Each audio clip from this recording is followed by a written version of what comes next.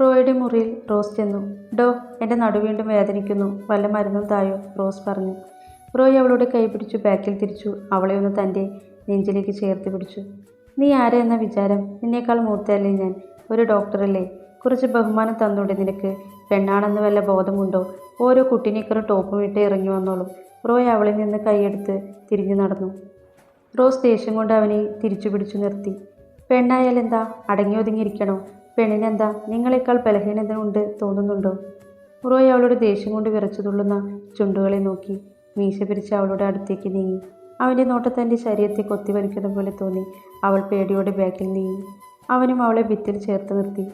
അവളുടെ ശ്വാസഗതി ഉയരുന്നത് അവനറിഞ്ഞു. അവളുടെ മുടിയിഴകൾ അവന് ഊതി. അവൾ പിടഞ്ഞുകൊണ്ട് തലചരിച്ചു. അവൻ ചൂണ്ടുവിരൽ കൊണ്ട് മുഖമുയർത്തി അവളെ ചുംബിക്കാനായി മുഖം അടുപ്പിച്ചു. റോസ് കണ്ണടച്ചു നിന്നു. കുറച്ചുനേരം ഒന്നും സംഭവിക്കാത്തതുകൊണ്ട് അവൾ കണ്ണു തുറന്നു. ഇരു കൈകളും മാറിൽ കെട്ടി തന്നെ നോക്കി പൊട്ടിച്ചിരിക്കുന്ന റോയ്. ഇത്രയേ ഉള്ളൂ ഒരു പെണ്ണ്. ഒരാണ് അടുത്ത് വന്നപ്പോൾ തന്നെ നീ കിടന്നു പിടഞ്ഞു. എവിടെ നിന്റെ വാശി ഉശിരും? പോയി തരത്തിൽ കളിക്ക് വെച്ച് അവൻ തിരിഞ്ഞു നടന്നു.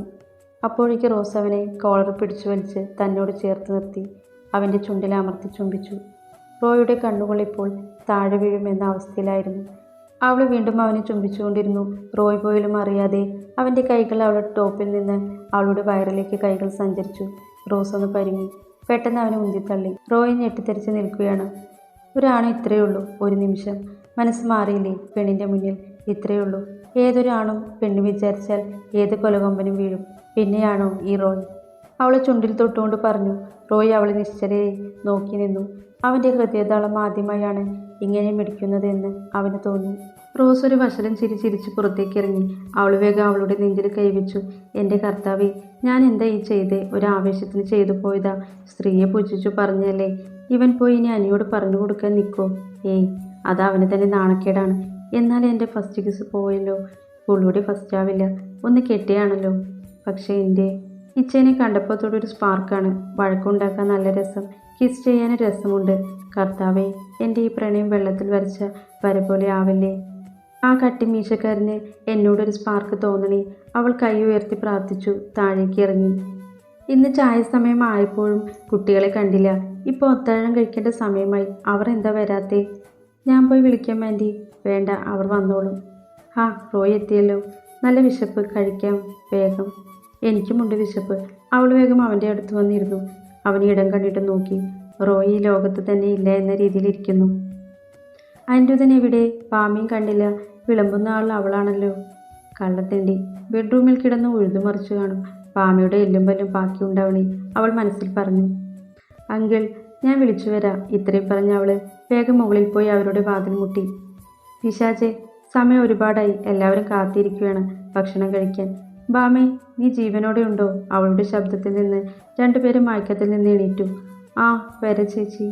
നീ പൊടിയുള്ളേ, നിങ്ങൾ കഴിക്കി, ഞങ്ങൾക്ക് വേണ്ട. ഇത്രയും പറഞ്ഞ അനി ഒന്നുകൂടി ബാമയെ പുണർന്നു. റോസ് തിരിച്ചുകൊണ്ട് താഴേക്ക് ഇറങ്ങി. സമയം ഒരുപാടായി. അവരൊക്കെ എന്തു കരുതി കാണും? മോശം. മതി, ഇനി എനിക്ക് വയ്യ, വിശക്കുന്നു. എനിക്കുമുണ്ട് വിശപ്പ്. അവൻ അവളുടെ ചുണ്ടിൽ ചുംബിച്ചുകൊണ്ട് പറഞ്ഞു. ഏട്ടാ പ്ലീസ്, നാണക്കേടാണ്. പോവാ, പിടിവിട്. എന്ത് നാണക്കേട്? എൻ്റെ കൂടെയല്ലേ, അല്ലാതെ റോയുടെ കൂടെ അല്ലല്ലോ. അവൻ വീണ്ടും അവളുടെ കഴുത്തിൽ ചുംബിച്ചുകൊണ്ടിരുന്നു. തുടങ്ങി റോയിച്ചിനെ പറയാൻ. മതി, നല്ല കുട്ടിയായി ഡ്രസ്സിട്. ഇപ്രാവശ്യം ഞാൻ ക്ഷമിച്ചു. അവൻ വേഗം അവളിൽ നിന്ന് മാറി ഷർട്ടെടുത്ത് ധരിച്ചു. ഒപ്പം അവൻ്റെ പാൻറ് തപ്പി. ബാമയും വേഗം വസ്ത്രം മാറി. രണ്ടുപേരും ഒരുമിച്ച് താഴേക്ക് ഇറങ്ങി. താഴേക്ക് ചെന്ന ബാമിയാനിയും എല്ലാവരെയും നോക്കി ഒരു ചിരി ചിരിച്ച് ഭക്ഷണം കഴിക്കായിരുന്നു. എരിവുള്ള ഭക്ഷണം ചുണ്ടിൽ തട്ടിയതും ബാമ അറിയാതെ നീറ്റൽ കാരണം ഉറക്കി പൊളഞ്ഞു. ആ, അവളുടെ ശബ്ദം കൊണ്ട് എല്ലാവരും അവളെ നോക്കി. അത് നല്ല എരിവ്, അതാ. അനി ചിരി കടിച്ചു പിടിച്ചിരുന്നു. എനിക്കും ഉണ്ടൊരു എരിച്ചിൽ. ഇന്ന് വല്ലാത്ത നീറ്റലാണ്. എന്തിനാ ഇങ്ങനെ മുളകിടുന്നേ എൻ്റെ കർത്താവേ? അവളുടെ ചുണ്ട് നുണഞ്ഞുകൊണ്ട് അവൾ റോയെ നോക്കി. അവളെ തന്നെ അവൻ ഉറ്റുനോക്കുകയായിരുന്നു. അവൾ കണ്ണുറുക്കി കാണിച്ചു. റോയ് വേഗം മുഖം തിരിച്ചു. രാത്രി എല്ലാവരും പിന്നെ ഉറങ്ങാൻ കിടന്നു. ബാമിയെ നെഞ്ചിൽ ചേർത്ത് കിടത്തി അനി ഉറങ്ങി. റോയ് തൻ്റെ ചുംബനത്തിൻ്റെ ആലസ്യത്തിലായിരുന്നു. ഉറക്കം കിട്ടാതെ അവൻ കുറഞ്ഞെളിപിരി കൊണ്ട് റോസ് പിന്നെ എങ്ങനെ പ്രപ്പോസ് ചെയ്യുമെന്ന് ആലോചിച്ചു കിടന്നു. നേരെ പുലർന്നു. ഇന്ന് ആദ്യമായി വർഷങ്ങൾക്ക് ശേഷം പഠിക്കാനുള്ള ത്രില്ലിലായിരുന്നു ബാമ. അവൾ സാരി ചുറ്റി സിന്ദൂരം അണിഞ്ഞു. ചെറിയൊരു ബാഗ് കയ്യിലെടുത്തു. അതിൽ ബുക്ക്, പെൻ എല്ലാം നിറച്ച് വെക്കുന്നത് അനി നോക്കി നിന്നു. അതെ, പഠിക്കുന്ന എല്ലാം കൊള്ളാം. അവിടെ പല ടൈപ്പ് ആളുകൾ ഉണ്ടാവും ക്ലാസ്സിൽ. ആരോടും അധികം കമ്പനിയൊന്നും വേണ്ട. ആകെ 3 മാസമാണ് കോഴ്സ്. അത് കഴിഞ്ഞ് SSLC പരീക്ഷയാണ്. പാസ്സാവണം എന്ന ബോധം വേണം. അനി അവളെ നോക്കി പറഞ്ഞു. ഭാമ തലയാട്ടി. അവളുടെ നെറ്റിയിൽ അവൻ ഒരു മുത്തമിട്ടു. അവളെയും കാറിൽ കയറ്റിക്കൊണ്ടുപോയി. റോസ് അവൾക്ക് ആശംസ നൽകി.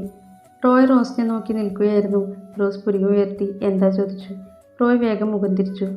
ഇതെല്ലാം കണ്ട് കലിപ്പിലായിരുന്നു അല്ലിയും അങ്കിയും രമയും. അവർ അവരുടെ മുറിയിൽ കയറി. ഇപ്പോൾ ആ മൂദേവിക്ക് പഠിക്കണം പോലും. അനിരുദ്ധൻ സ്നേഹിക്കാൻ തുടങ്ങി.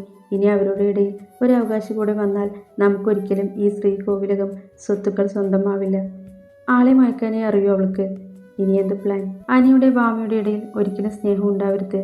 അല്ലി എങ്ങനെയെങ്കിലും നീ അവനെ സ്വന്തമാക്കണം. എന്ത് തരം കെട്ട പരിപാടി ചെയ്താണേലും. പക്ഷെ അനി അടുക്കണ്ടേ? ഞാൻ ശ്രമിക്കാം. അവർ 3 പേരും പരസ്പരം നോക്കി ചിരിച്ചു. അനി നേരെ പ്രൈവറ്റ് കോളേജിന് മുന്നിൽ കാർ നിർത്തി. പല പ്രായത്തിലുള്ള സ്ത്രീയും പുരുഷനും അവിടെയുണ്ട്. എല്ലാവരും ക്ലാസ്സിൽ കയറാൻ വേണ്ടി പുറത്തു നിൽക്കുകയാണ്. ഭാമ പുറത്തിറങ്ങാൻ നിന്നതും അവൻ അവളുടെ കൈപിടിച്ചു വലിച്ചു. അവൻ്റെ നെഞ്ചിലേക്ക് അവളെ വലിച്ചിട്ടു. മതിയിട്ടോ, ഇത് റൊമാൻസ് കാണിക്കാൻ പറ്റിയ സ്ഥലമല്ല. വിട്ടേന്നെ. ഒച്ച പൊന്തി തുടങ്ങിയല്ലോ. ഇവിടെ എത്തിയപ്പോൾ തന്നെ ഇങ്ങനെ.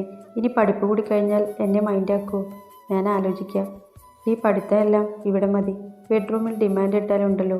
ഇപ്പോൾ ഒരു ഉമ്മത്താ. എന്നിട്ട് പോ. അയ്യേ പോ അനിയേട്ടാ. ആരെങ്കിലും കാണും. ആരും കാണില്ല. എൻ്റെ ഭാര്യ എനിക്ക് ഇഷ്ടമുള്ളത് ഞാൻ ചെയ്യും. അവൻ്റെ വിരലുകൾ അവളുടെ ഇടുപ്പിലൂടെ എഴിഞ്ഞു. അറിയാതെ അവൻ്റെ കൈതട്ടി അവളുടെ പൊക്കിൾ ചുഴിയുടെ താഴെ കുത്തിവെച്ച് പിന്നഴിഞ്ഞു. എൻ്റെ ഈശ്വര, സാരി അഴിഞ്ഞു. എന്തിനാ ഏട്ടാ ഇങ്ങനെ ദ്രോഹിക്കുന്നേ? അനിയൊരു വളിഞ്ഞ ചിരി ചിരിച്ചു. അത് ഞാൻ ഇത്ര ബലമില്ലാത്ത ലോക്കൽ പിന്നെ ആയതുകൊണ്ടാണ്. മതി മതി, സമയം വൈകി കാണും. ഞാൻ ഇതൊന്ന് കുത്തട്ടെ. ഭാമ കുത്താൻ ശ്രമിച്ചതും അനി അവളുടെ പിൻവാങ്ങി. അവൻ സീറ്റിൽ നിന്ന് തലകുനിച്ച് അവളുടെ സാരി തലപ്പ് മാറ്റി അവിടെ പിൻ ചെയ്തു. അവളുടെ പൊക്കിൾ ചുഴി കണ്ടപ്പോൾ അവൻ പോലും അറിയാതെ അവൻ്റെ ചുണ്ടുകൾ അവിടെ പതിഞ്ഞു. ഭാമ പെട്ടെന്ന് ഒന്ന് ഉയർന്നു പൊങ്ങി. അവളുടെ കൈകൾ അവൻ്റെ തലമുടിയിൽ പിടുത്തം വിട്ടു. അവനെന്തോ അത് ഒരു ഹരമായി തോന്നി. അവൻ നാവുകൊണ്ട് അവിടെ ഒഴിഞ്ഞു. അവളുടെ പൊക്കിൾ ചുഴിയുടെ ആഴം വളർന്നു. അവളുടെ മൃദുലമായ വയറിൽ മൊത്തം അവൻ ചുണ്ടുകൊണ്ട് അലഞ്ഞു. അവൻ്റെ രോമകൂപങ്ങൾ അവളിൽ സിൽക്കായ ശബ്ദം പുറപ്പെടുവിച്ചു. അവൾ വായു പൊത്തിപ്പിടിച്ചു. ഏട്ടാ പ്ലീസ്, വിറയിലൂടെ അവൾ പറഞ്ഞു. ഇന്ന് പോകണോ? നാളെ പോയാൽ മതിയോ? അവൻ തലയുയർത്തി ചോദിച്ചു. ഭാമയുടെ കണ്ണുകൾ ചെറുതായി നിറഞ്ഞു. എന്തിനാ കിടന്നു മൂങ്ങുന്നേ? ഞാനിപ്പോൾ എന്താ ചെയ്തത്? ഞാൻ അറിയാതെ പറ്റിപ്പോയി, ഷെമി. ഭാമ അവനെ വേഗം ഇറുക്കിപ്പുണർന്നു. ഏട്ടനെ എനിക്കിഷ്ടം, എന്നെക്കാൾ കൂടുതൽ. എന്നെ പഠിക്കാൻ വിട്ടില്ലേ? താങ്ക്സ്. അവൾ അവൻ്റെ മുഖം ഉയർത്തി അവൻ്റെ ചുണ്ടിൽ ചുംബിച്ചു. അവൻ കിളിപോയ പോലെ അവളെ നോക്കി നിന്നു. ഇത് ഇപ്പോൾ എന്താ? പ്രപ്പോസ് ചെയ്തതാണോ നീ? അങ്ങനെയൊന്നും പറഞ്ഞാൽ എനിക്കതിൻ്റെ അർത്ഥമൊന്നും അറിയില്ല. ഇപ്പോൾ എനിക്ക് പറയാൻ തോന്നി, അത്ര തന്നെ. അപ്പോൾ ഇന്ന് പോകണോ? പോവാതെ പിന്നെ. എനിക്ക് ഇംഗ്ലീഷ് പറയണം. ഏട്ടൻ്റെ നിലവാരമായില്ലെങ്കിലും കുറച്ചൊക്കെ ആവണം. അനി അവളെ നോക്കി നിന്നു. പോയി വാ, അവൻ അവളുടെ തലയിൽ ഒഴിഞ്ഞുകൊണ്ട് പറഞ്ഞു. ഭാമ അവനെ നോക്കി പുഞ്ചിരിച്ചു. അവൻ്റെ അടുത്തേക്ക് വീണ്ടും നീങ്ങി. അവൻ്റെ കഴുത്തിലേക്ക് കൈകൾ ചേർത്തു. എന്താടി, പോകുന്നില്ലേ? അപ്പോൾ ഉമ്മ, അത് വേണ്ടേ? എടി, നീയാണ് എന്നെ നശിപ്പിക്കുന്നത്. അത്ര പുണ്യാളിത്തിയല്ല എന്ന് ഇന്നലത്തെ പെർഫോമൻസ് കണ്ടപ്പോഴേ തോന്നിയതാണ്. അവൻ മീശ പിടിച്ചുകൊണ്ട് പറഞ്ഞു. ഓ ശരി, വേണ്ടെങ്കിൽ വേണ്ട, ഞാൻ പോയി. അപ്പോഴേക്കും അനി അവളുടെ കീഴ്ചുണ്ട് സ്വന്തമാക്കി. അവളുടെ ചുണ്ടുകൾ അവൻ നുണഞ്ഞുകൊണ്ടിരുന്നു. കിതച്ചുകൊണ്ട് ഭാമ അവനിൽ നിന്ന് മാറി. മതി, വിട്ടോ. ഇനി ഇതിൽ കൂടുതൽ താങ്ങാൻ ഈ വണ്ടിക്ക് സ്റ്റാമിനയില്ല. ഭാമ ചിരിച്ചുകൊണ്ട് വണ്ടിയിൽ നിന്നിറങ്ങി. അവൻ ഗ്ലാസ് താഴ്ത്തി അവളോട് ഓൾ ദി ബെസ്റ്റ് പറഞ്ഞു. റോയ് മുകളിലെ ഗാർഡനിൽ വെള്ളം നനയ്ക്കുകയായിരുന്നു. റോസ് അപ്പോഴേക്കും അങ്ങോട്ട് വന്നു. റോയ് മിണ്ടാതെ ജോലി തുടർന്നു. തേച്ചായ, എനിക്കൊരു കാര്യം പറയാനുണ്ട്. നിങ്ങളെന്തിനാ ഇങ്ങനെ എന്നെ കാണുമ്പോൾ നാണിക്കുന്നത്? ഞാനല്ലേ ശരിക്കും നാണിക്കേണ്ടത്? നിനക്കത് ഉണ്ടെങ്കിലല്ലേ? സമ്മതിച്ചു. എന്തായാലും അത്രയും സംഭവിച്ച സ്ഥിതിക്ക്. റോയ് വെള്ളം ഒഴിക്കുന്നത് നിർത്തി അവളുടെ മുഖത്തേക്ക് ഗൗരവത്തിൽ നോക്കി. വളയാതെ പറ. എനിക്ക് എല്ലാ പെണ്ണുങ്ങളെപ്പോലെ നാണിക്കാനൊന്നും അറിയില്ല. എനിക്ക് തോന്നിയത് മുഖത്ത് നോക്കി പറയും. എനിക്ക് നിങ്ങളെ കണ്ടപ്പോൾ തൊട്ട് ഒരു സ്പാർക്ക് അടിച്ചതാ. പിന്നെ എൻ്റെ ഫസ്റ്റ് കിസ്സാണ് ഇന്നലെ നടന്നത്. തന്നെ കേട്ടി തൻ്റെ കുട്ടികളെ പെറ്റ് ലാസ്റ്റ് തൻ്റെ കൂടെ അടുത്ത് ഒരു ശവക്കല്ലറി കിടക്കണം. പിന്നെ തന്നെ 2ാം കെട്ടാണെന്ന് എനിക്കറിയാം. അതെനിക്ക് പ്രശ്നമല്ല. തനിക്കിഷ്ടമാണോ പറഞ്ഞാൽ മതി.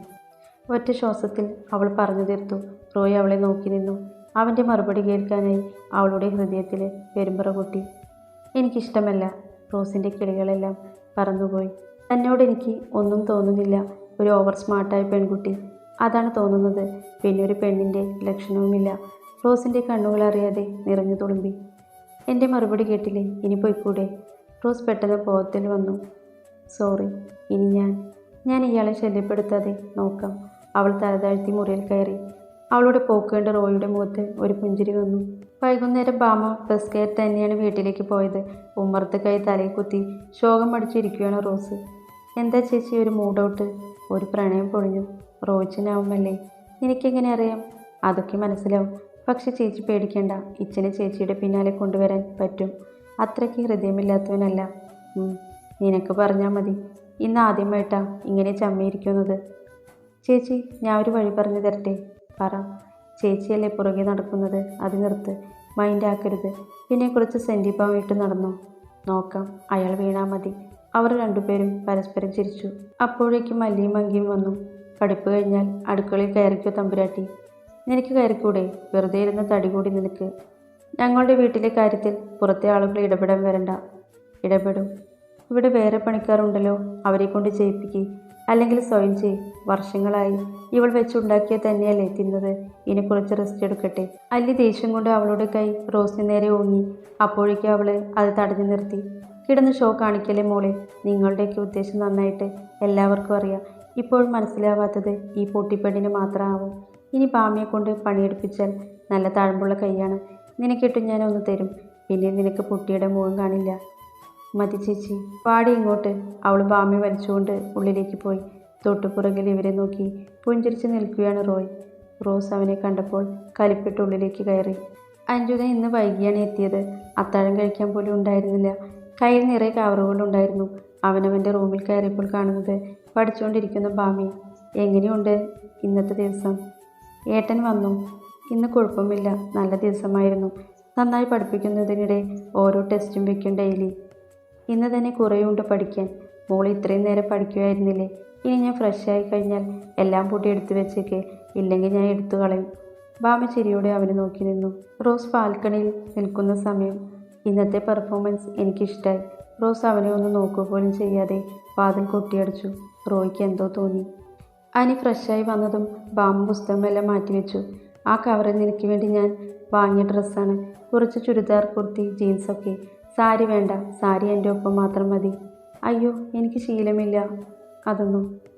ഇങ്ങനെ തന്നെ ശീലമാവുന്നേ. ഇതൊന്നും ഇട്ടിട്ട് വാ. നിന്നെ ഈ മോഡേൺ ലുക്കിൽ ഞാൻ കാണട്ടെ. ഒരു പാച്ചഡ് ജീൻസ്, ഒപ്പം വയർ കാണുന്ന ഒരു വൈറ്റ് ക്രോപ്പ് ടോപ്പ്. ബാമ മടിച്ച് ഡ്രസ് മാറി വന്നു. അടിപൊളി. നിന്റെ തുടിയുടെ ഭംഗി ഇപ്പോഴാണ് ശരിക്കും മനസ്സിലാവുന്നത്. എനിക്കൊന്നും വേണ്ട. ഈ പട്ടി കടിച്ച് കീറി മുറിച്ച പാൻറ്. ഞാനിത് റോസ് ചേച്ചിക്ക് കൊടുക്കും. കൊടുത്താൽ കൊല്ലും ഞാൻ. നമുക്കിത് നമ്മൾ ഹണിമൂൺ പോകുമ്പോൾ ഇടാം. അവനവളെ മടിയിലിരുത്തിക്കൊണ്ട് പറഞ്ഞു. അവളുടെ നീണ്ട മുടിയിൽ അവൻ തലോടി നെറ്റിൽ ചുംബിച്ചു. അവളുടെ പുക്കിൾ ചുഴി അവൻ വിരലുകൾ കൊണ്ട് ആഴ്ന്നു നോക്കി. അവൾ പിടഞ്ഞുകൊണ്ട് അവൻ്റെ നെഞ്ചിലെ രോമം വലിച്ചു. ആ മതി പെണ്ണേ, ഞാനിത് മാറ്റിയിട്ട് വരാം. നാളെ തൊട്ട് ചുരിദാർ മതിയിട്ടാ. പിന്നെ ഇതൊക്കെ ഞാൻ ഉള്ളപ്പോൾ കേട്ടോ. ബാമ ചിരിച്ചുകൊണ്ട് വസ്ത്രം മാറി വന്നു. അവൻ അവളെ തൻ്റെ നെഞ്ചോട് ചേർത്ത് പൊതിഞ്ഞു പിടിച്ചു. രാവിലെ ബ്രേക്ക്ഫാസ്റ്റ് കഴിക്കുന്നയിടയിൽ റോയ് റോസിനെ ശ്രദ്ധിച്ചു. അവളുടെ മൂകത വല്ലാതെ അരട്ടുന്ന പോലെ തോന്നി അവന്. അനിയും ബാമയും സുഖമായി കഴിക്കുന്നു. ബാമയെ കൂട്ടി അവൻ വണ്ടിയെടുത്ത് നീങ്ങി. റോയ് വേഗം റോസിൻ്റെ കൈ പിടിച്ചു വലിച്ച് അവളെ മുകളിലേക്ക് കൊണ്ടുപോയി. ടീ, എന്തിനാ ഇത്ര ജാട? അല്ലെങ്കിൽ വാ തുറക്കില്ല. എനിക്ക് നിന്നോടൊരു ഫീലിംഗ് തോന്നണ്ടേ, അതുകൊണ്ടാണ് അങ്ങനെ പറഞ്ഞത്, റോയ് പറഞ്ഞു. ആയിക്കോട്ടെ, ഫീലിംഗ് തോന്നണ്ട, എനിക്ക് പ്രശ്നമില്ല. അവളുടെ കണ്ണുകൾ നിറഞ്ഞു നിൽക്കുന്നുണ്ട്. റോയ്ക്ക് എന്തോ പോലെ തോന്നി. അവൾ അവിടെ നിന്ന് അവളുടെ മുറിയെ ലക്ഷ്യമിട്ട് നടന്നു. ദിവസങ്ങൾ കടന്നു. അനിയും ബാമയും തകർത്തിയായി പ്രണയിക്കുന്നു. ബാമ പഠിക്കുകയും അനി അവളെ സഹായിക്കുകയും ചെയ്യുന്നു. ഇവരെ എങ്ങനെ നശിപ്പിക്കാമെന്ന ആലോചനയിലായിരുന്നു രമയും പെൺമക്കളും. റോയ് ശരിക്കും റോസിൻ്റെ പ്രവൃത്തിയിൽ വിഷമിച്ചിരിക്കുകയാണ്. ശരിക്കും അവൻ അവളെ മിസ് ചെയ്യാൻ തുടങ്ങി. ഒരു ദിവസം വൈകുന്നേരം റോയ്, അനി, ബാമ എല്ലാവരും ബാൽക്കണിയിൽ ഒരുമിച്ചിരുന്ന് വർത്തമാനം പറയുകയായിരുന്നു. പെട്ടെന്ന് റോസ് അങ്ങോട്ടേക്ക് വന്നു. ഡോ, നാളെ തന്നെ എനിക്ക് ഒരു ടിക്കറ്റ് എടുക്കണം. പപ്പ കിടന്നു വിളിക്കുന്നു. നാളെ തന്നെയോ? എന്താ മോളെ, നിൻ്റെ പപ്പ പുതിയ പണി തന്നോ? അതെ, എന്നെ പെണ്ണു കാണാൻ ഒരുത്തം വരുന്നുണ്ട്. ഡോക്ടറാണ്. ഇപ്രാവശ്യം ഞാൻ നോ പറഞ്ഞാൽ ഇവിടെ വന്ന് പപ്പ പൊക്കിക്കൊണ്ട് പോവും. റോയ് ആകെ ഞെട്ടിത്തെറിച്ചിരിക്കുകയാണ്. അവൻ്റെ മുഖത്ത് വന്ന ദുഃഖം ഒരുപോലെ അനിയും ബാമയും ശ്രദ്ധിച്ചു. അവൻ അവിടെ നിന്ന് എണീറ്റ് പോയി.